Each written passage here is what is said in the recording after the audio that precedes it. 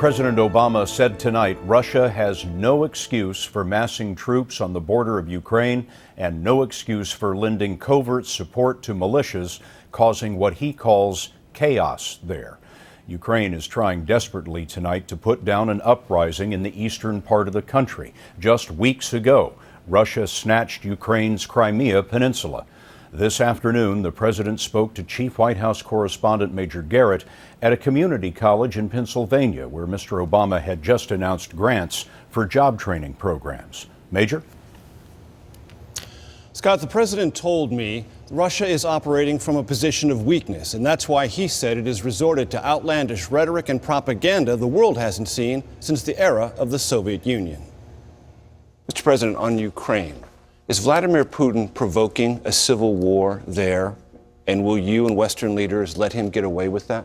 I think that what is absolutely clear is not only have Russians gone into Crimea and annexed it in illegal fashion, violating the sovereignty and territorial integrity of Ukraine, but what they've also done is supported, at minimum, non-state militias in southern and eastern Ukraine, and we've seen some of the activity that's been taking place there. There's going to be a meeting tomorrow between the Russians and the Ukrainians and the United States and the European Union.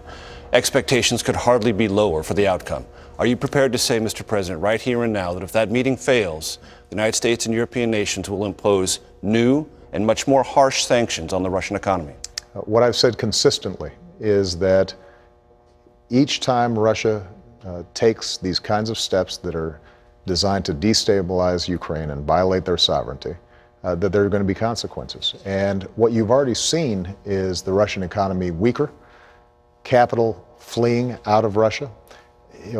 Mr. Putin's decisions are not just bad for Ukraine. Over the long term, they're going to be bad for Russia.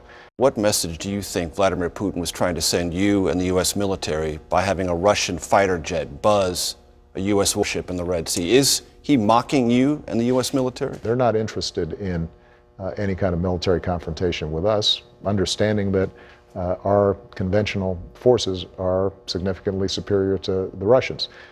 We don't need a war. What we do need is a recognition that countries like Ukraine can have relationships with a whole range of their neighbors, and it is not up to anybody, whether it's Russia or the United States or anybody else, to make decisions for them. We asked the president if there was a line in Ukraine or Eastern Europe that Putin must not cross. Scott, the answer was vague, but the president made clear NATO nations, which does not include Ukraine, would be militarily defended if necessary. Major, thank you.